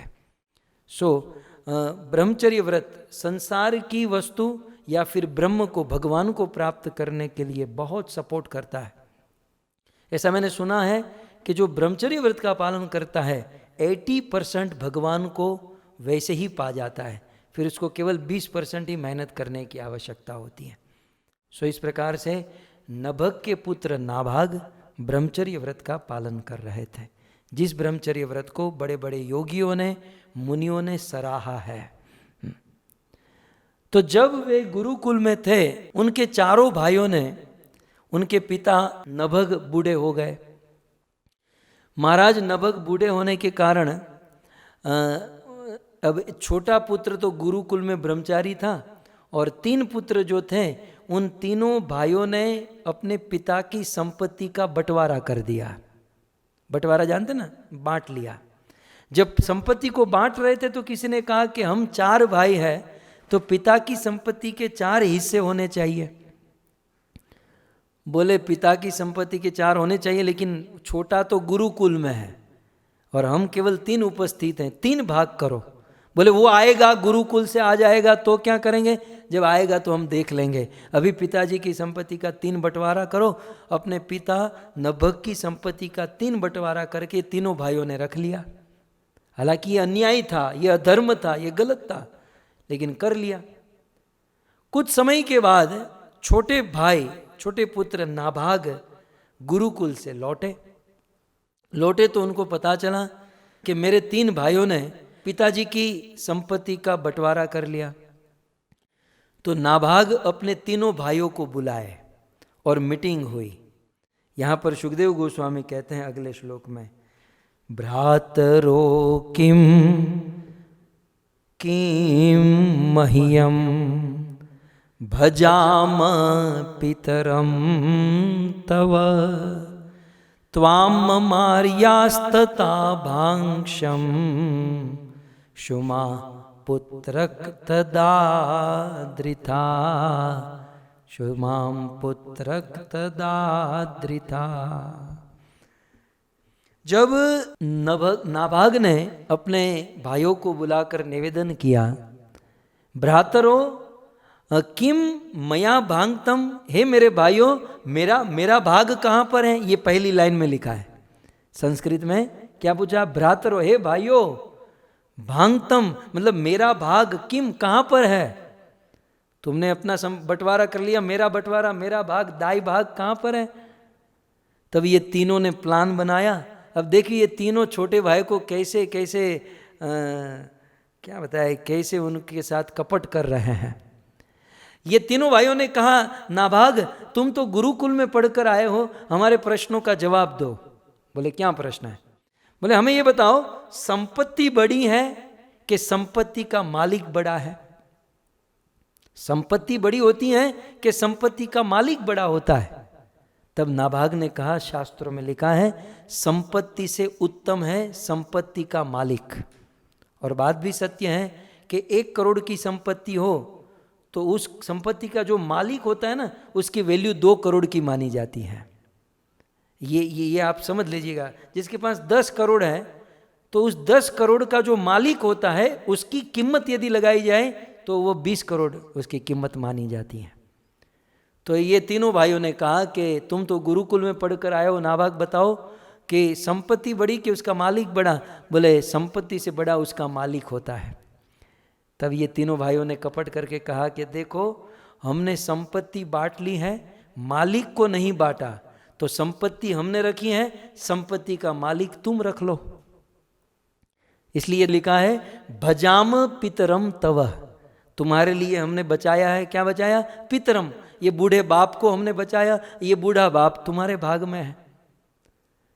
तो नाभाग को दाई भाग के रूप में उनके 3 भाइयों ने छल कपट करके अपने बूढ़े बाप को दे दिया, अपने बूढ़े पिताजी को दे दिया। और नाभाग तो नाभाग थे, गुरुकुल में पढ़े, भगवान के भक्त थे और भक्त तो गुणवान थे। बोले कोई बात नहीं, मेरे भाइयों ने मुझसे छल कपट किया है और मेरे पिताजी बूढ़े हो गए हैं, उनकी सेवा करने के लिए कोई तैयार नहीं, मैं सेवा करूंगा। नाभाग अपने पिताजी को लेकर अपनी कुटिया में आए और कुटिया में आए और अपने पिताजी को कहते हैं कि पिताजी आप चिंता मत करो, मैं आपकी सेवा करूंगा, मैं आपकी पूजा, मैं आपकी रक्षा करूंगा। कुछ दिन बीते और नाभाग अपने पिता की सेवा करने लगे। एक दिन पिताजी ने देखा कि ये मेरा बेचारा छोटा लड़का इतना भोला है, भगत है, और वो 3 कपट करके चले गए। एक दिन बिस्तर पर सोए हुए थे नभग, अपने पुत्र नाभाग को बुलाया और कहा, बेटा तुम्हारे सभी भाइयों ने तुमसे कपट किया है और कपट करके मुझे तुम्हारे भाग्य में दे दिया है, लेकिन तुम चिंता मत करो। देखो ये आगे श्लोक में कहते हैं, बेटा मैं तुम्हें ऐसा आशीर्वाद देता हूं कि तुम्हारे तीनों भाइयों के पास मिलकर जितनी संपत्ति नहीं है उससे भी अधिक संपत्ति तुम्हारे पास हो जाएगी। क्यों? क्योंकि तुमने बाप की सेवा की है, तुमने माँ बाप की सेवा की है, और माता पिता की सेवा करने वाला सदैव धनी होता है। तो कहा कि मुझे क्या करना होगा? तब नभग अपने बेटे को कहते हैं, नाभाग बेटा, इमे अंगिरसः सत्रम। बेटा नाभाग, बाजू के गांव में अंगिरस गोत्र के ब्राह्मण सत्र यज्ञ कर रहे हैं, और आसते अद्य सुमेधस, और बहुत बड़ा यज्ञ कर रहे हैं स्वर्ग में जाने के लिए।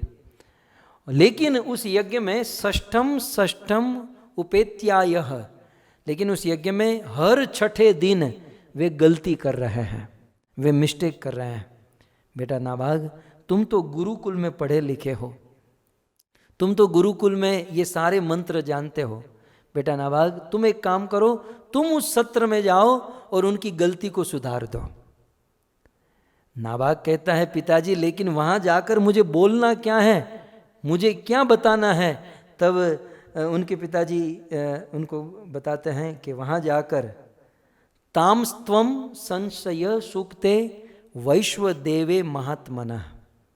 नभग कहते हैं, बेटा नाभाग, वहां जाकर वैश्वदेव के 2 सूक्त तुमको बोलने हैं।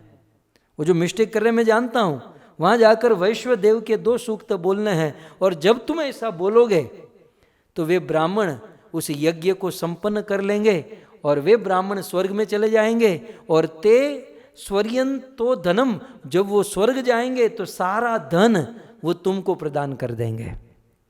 भक्तों, पहले के ज़माने में बड़े बड़े यज्ञ होते थे, और उस यज्ञ में बहुत संपत्ति, बहुत धन का इस्तेमाल किया जाता था, और वह धन यहाँ पर ब्राह्मण जब यज्ञ कर रहे हैं तो कई किलो सोना, संपत्ति, धन सब कुछ लगा हुआ था। तो कहे कि वे जब स्वर्ग में जाएंगे तो वे तुमको दे देंगे। अब देखिए एक महत्वपूर्ण बात, नाभाग ने अपने पिता नभग से कहा, पिताजी मैं तो 16-18 साल का लड़का हूँ, और मैं अभी अभी गुरुकुल से आया हूँ, मैं वहाँ जाकर उन ब्राह्मणों को उपदेश करूँगा, उन ब्राह्मणों को श्लोक सुनाऊँगा, तो उनको बुरा नहीं लगेगा क्या? उन ब्राह्मणों का ईगो हर्ट नहीं होगा? होता है ना कभी कभी छोटी उम्र वाले प्रवचन करते हैं ना, तो बड़े लोगों का ईगो हर्ट होता है। मैंने तो मेरे जीवन में ये प्रकरण भी बहुत निकट से देखा है कि कहीं जाकर कोई अच्छा प्रवचन करो, लोग अधिक आ जाए, और कोई वरिष्ठ के पास कम लोग आए तो उनका ईगो हर्ट होता है, और फिर समाज में बहुत उत्पात मचाने लगते हैं। ये प्रकरण भी हमारे जीवन में हमने देख चुके हैं। तो ऐसा ही नाभाग ने कहा कि पिताजी मैं उनको कहूँगा, उनका ईगो हर्ट नहीं होगा। तब बहुत सुंदर बात नभग ने, सोते हुए बूढ़े पिताजी थे, कही कि बेटा ईगो हर्ट उन लोगों का होता है जिनके हृदय में भक्ति नहीं होती, गुण नहीं होता। जो महात्मा होते हैं उनका ईगो हर्ट नहीं होता। इसलिए अगले श्लोक में बहुत सुंदर यहाँ पर कहते हैं तामस्त्वम संशय सूक्ते वैश्वदेवे महात्मनः। ये जो शब्द है ना, वैश्वदेवे महात्मनः, बेटा वो कोई साधारण लोग नहीं है। महात्मन वो महात्मा है, वो भगवान के भक्त हैं, और जो भगवान के भक्त होते हैं उनको कभी अहंकार, अभिमान नहीं होता। वो बड़ा हो या छोटा, जहाँ कहीं से ज्ञान मिले वो सहर्ष प्रसन्न होकर उसे ग्रहण कर लेते हैं। इसलिए यहाँ पर देखिए कहते हैं वैश्वदेवे महात्मन, वो महात्मा है, वो तुम्हारे इस कार्य से प्रसन्न होंगे। इस प्रकार से पिताजी ने अपने पुत्र को समझाया, और कहते हैं दास्यन्ति तेथ तानर्च तथा सकृतवान यथा तस्मे दत्वा ययु स्वर्गम ते सत्र परिशेषणम। और जब उनका कार्य संपन्न होगा तो तुम्हें सारा माल, सारी संपत्ति देकर वो स्वर्ग में चले जाएंगे, और तुम उस संपत्ति को लेकर घर पर आ जाना। इस प्रकार से नभग ने अपने बेटे नाभाग को ये सारी बात बताई, और नाभाग पिता के जो जैसा कहा था वैसे सुनकर चले गए। जैसा कहा था यज्ञ कर रहे हैं, देखा यज्ञ तो हो रहा है, और यज्ञ में खड़े रहकर देखा कि हर छठे दिन में गलती भी हो रही है। तो बड़ी नम्रता के भाव से नाभाग गए और निवेदन किया, क्या मैं कुछ बोल सकता हूँ? आपका यज्ञ कई वर्षों से चल रहा है, पूर्ण नहीं हो पा रहा है, तो मैं इस यज्ञ को पूर्ण कर दूं। महात्मा प्रसन्न हो गए, हाँ हम तो परेशान हैं, कई दिनों से ये संपन्न नहीं हो रहा है। बोलो, पिताजी ने जैसा कहा था, विश्वदेव के 2 सूक्त बोल दिए, यज्ञ संपन्न हुआ। और देखते देखते सारे ब्राह्मण स्वर्ग में गए और जाते जाते कहकर गए कि ये संपत्ति हमारी कुछ काम की नहीं है, बेटा तुमने हमारा काम पूर्ण किया है, ये सारी संपत्ति तुम रख लो। इस प्रकार से वो सारी संपत्ति देकर सारे ब्राह्मण चले गए। अब तो ये नाभाग को क्या था, ये नाभाग को बस बटोरना था। पहले तो गोल्ड के बिस्किट पकड़े, बुद्धिमान था ना। इतनी सारी संपत्ति होती है तो भंगार नहीं पकड़ना चाहिए, पहले गोल्ड को उठाया, हीरे मोती को उठाया और बोरी में बांधकर ये सब कुछ बिल्कुल अब सोच ही रहे थे कि किसी ट्रक को बुलाऊं और ट्रक में डालकर लेकर जाऊं। तो ये सारी बोरियां उन्होंने बांधी और सिर पर चढ़ाई। जैसे ही उसे लेकर घर पर आ रहे थे, दक्षिण दिशा से एक काजल के पहाड़ के समान भयंकर पुरुष प्रकट हुआ। इसलिए सुखदेव गोस्वामी आगे कहते हैं, तम कश्चित् स्वीकरष्यन्तम् पुरुषः कृष्ण दर्शन उवाचोत्तरतोऽभ्येत्य ममेदं वास्तुकं वसु। तम कश्चित् करिष्यन्तम, जब इस प्रकार से नाभाग सारे धन को ले रहे थे तो पुरुष कृष्ण दर्शना, कृष्ण माने काला, मतलब काले रंग का एक पुरुष उत्तर दिशा से प्रकट हुआ। और उत्तर दिशा से प्रकट होकर उस काले वस्तु ने, उस काले पुरुष ने कहा कि ये तुम क्या कर रहे हो। उस काले पहाड़ के समान उस पुरुष ने कहा, मम इदम वस्तु कम वसु, ये जो तुम सारी वस्तु ले रहे हो ये तुम्हारी नहीं है, ये सारी वस्तु मम इदम, ये सारी वस्तु मेरी है। तब नाभाग कहते हैं कि नहीं नहीं, मेरे पिताजी ने कहा है और जिनकी ये संपत्ति है, ये ब्राह्मण मुझे कहकर गए हैं कि ये सारी संपत्ति तुम रख लेना। उस काजल के पहाड़ के समान पुरुष ने कहा, नहीं, इस संपत्ति के ऊपर मेरा अधिकार है। ये कहता है, नहीं मेरा अधिकार है। दोनों के बीच में थोड़ा सा बोलाचाली हो गई। तब उस काजल के पहाड़ के समान काले पुरुष ने कहा, एक काम करो, तुम अपने पिता को पूछ कर आओ, और तुम्हें मुझ पर विश्वास नहीं, एक काम करो, ये सारी संपत्ति लेकर जाओ, ये सारी संपत्ति लेकर अपने पिताजी के पास जाओ और अपने पिताजी को पूछ कर आओ कि यज्ञ की बची हुई संपत्ति पर किसका अधिकार होता है। नाभाग सारी संपत्ति को लेकर अपने पिताजी के पास गए और कहा कि पिताजी, सब कुछ ठीक हो रहा था, मैं संपत्ति लेकर आ रहा था, लेकिन वो काजल के पहाड़ के समान उत्तर दिशा से पुरुष आया और कहता है वो मेरी संपत्ति है। और उसने पूछा, जाओ अपने पिता को पूछ कर आओ। तो पिताजी अब आप ही बताइए ये संपत्ति किसकी है। तब नाभाग के पिता नभग ने कहा कि बेटा तुम धन्य हो, सबसे पहले तो तुम इतने सौभाग्यशाली हो, तुमने जिसका दर्शन किया वो कोई साधारण व्यक्ति नहीं, वो स्वयं देवाधिदेव महादेव है, वो शिव जी है, वो भोलेनाथ है। क्योंकि यज्ञ की बची हुई संपत्ति पर ऋषियों ने शिव जी का अधिकार प्रदान किया है। दक्ष प्रजापति ने यज्ञ से शिव जी को निकाल दिया, इसलिए ऋषि मुनियों ने यज्ञ होने के बाद, यज्ञ के पश्चात जो संपत्ति बचती है उस पर शिव जी का अधिकार प्रदान किया। तो बेटा वो शिव जी हैं, उत्तर दिशा से कैलाश से आए हैं, और जाओ ये सारी संपत्ति उनको देकर आओ। नाभाग गए और सारी संपत्ति, आज का बाप होता ना तो कहता 2-3 गट्टी सरका ले, को किसको पता चलता है, शिव जी थोड़ी गिनने वाले, उसके पास थोड़ी मशीन है, 2-3 हजार की निकाल दे, सरका ले। लेकिन धन्य है, नीति देखिए बाप और बेटे की। नभग ने कहा कि एक एक पैनी भी, जो भी चीज तुम लाए हो, सब शिव जी को वापस दे दो। और नाभाग ईमानदारी से शिव जी के पास आए, प्रणाम किए, वो सारी संपत्ति दे दी और क्षमा याचना किए कि आपके साथ तू मैं हो गया, तो आप मुझे क्षमा कर दीजिएगा। बाप और बेटे के इस धर्ममय आचरण को, अब शिव जी को क्या मतलब था, शिव जी तो परम विरक्त, परम वैराग्यशाली थे, वो तो दूसरों को दान में सोने की लंका देते फिरते हैं। शिव जी को तो परीक्षा लेनी थी, उनको तो भाव देखना था। शिव जी ने कहा कि बेटा, तुम्हारे पिता और तुम्हारी धर्मशीलता को देखकर, ईमानदारी को देखकर आज मैं प्रसन्न हुआ, और इसलिए ये सारी संपत्ति तो तुम रख ही लो, लेकिन बेटा संपत्ति बड़ी वस्तु नहीं होती है, पैसे तो वेश्याओं के पास भी होते हैं। मैं तुम्हें संपत्ति के साथ साथ ब्रह्म ज्ञान दूंगा, ऐसा ब्रह्म ज्ञान जिसे पाकर तुम इसी जीवन में भगवान की प्राप्ति कर सकते हो। इस प्रकार शिव जी ने उसी समय खड़े खड़े अब ब्रह्म ज्ञान देने में भक्तों देरी नहीं लगी। जब शिव जी तो चराचर गुरु है, जगत के ईश्वर हैं, जब भगवान प्रसन्न हो जाते हैं तो ज्ञानी बनने में देरी कहाँ लगती है।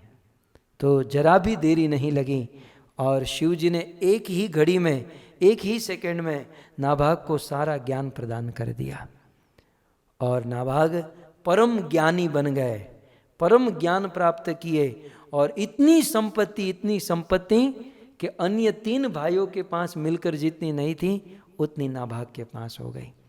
भक्तों, सत्य के मार्ग पर चलेंगे, सत्य का आचरण करेंगे, माँ बाप की सेवा करेंगे, नीतिमय जीवन जिएंगे, पैसों की कोई कमी नहीं रहेगी। देने वाला बहुत देने के लिए बैठा है, लेकिन बस वो देखना चाहता है कि हम धर्म के मार्ग पर कितना चलते हैं, हम माँ बाप की सेवा कितनी करते हैं। वो 3 भाइयों की संपत्ति खत्म हो गई, वो तो बर्बाद हो गए, लेकिन यहाँ नाभाग परम धनी हो गया।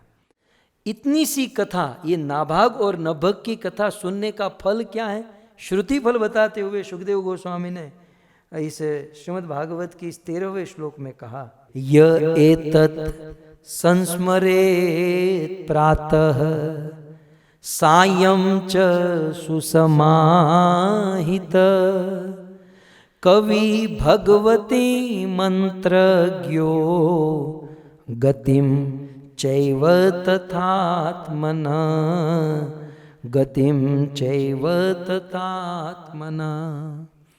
कहते हैं यह एतत् संस्मरेत प्रातः, यदि कोई व्यक्ति इस नभग और नाभाग की कथा का प्रातः मतलब सुबह भोर में संस्मरेत स्मरण करता है, या फिर सायं च, या फिर शाम को यदि कोई इस कथा को सुनता है, यदि कोई तर्क करे कि कथा सुबह ही सुननी चाहिए, तो भागवत में इस प्रकार बार बार कहा कि प्रातः सुबह कथा सुने, सायं शाम को कथा सुने। और हमारा तो कितना सौभाग्य है, अमेरिका वाले सुबह सुन रहे हैं, भारत वाले शाम को सुन रहे हैं, मतलब दोनों इंक्लूड है यहाँ पर, प्रातः सायं।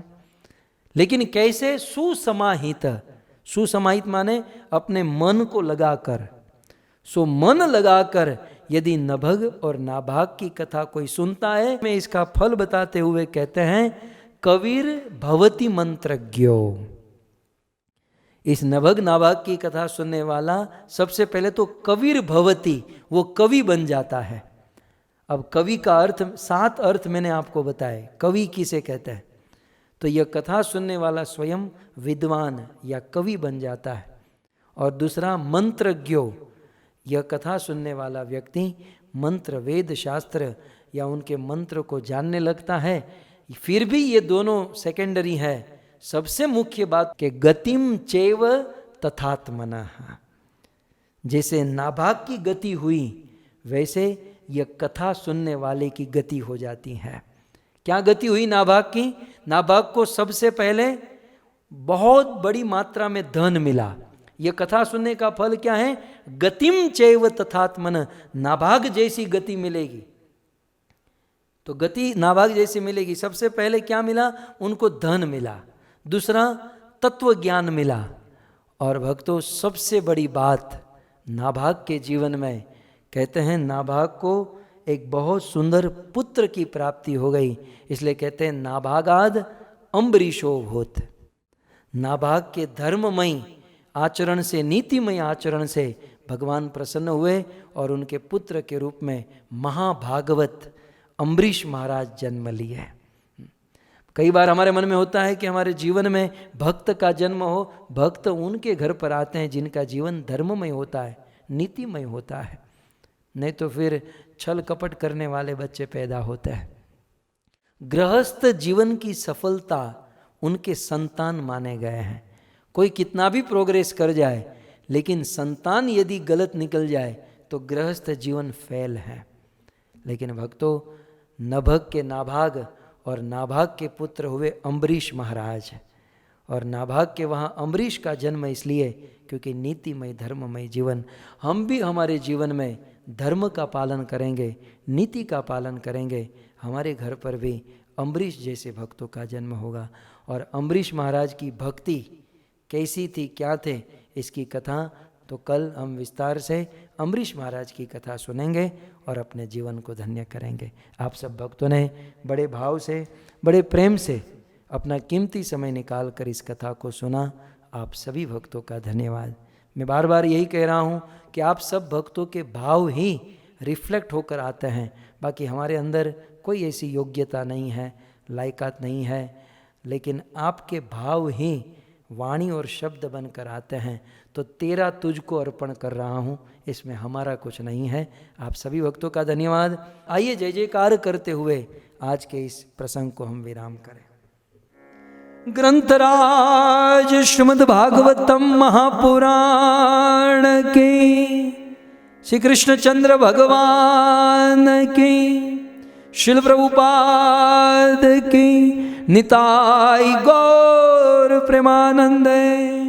जय जय श्री राधे, जय जय श्री राधे, जय जय श्री राधे श्याम।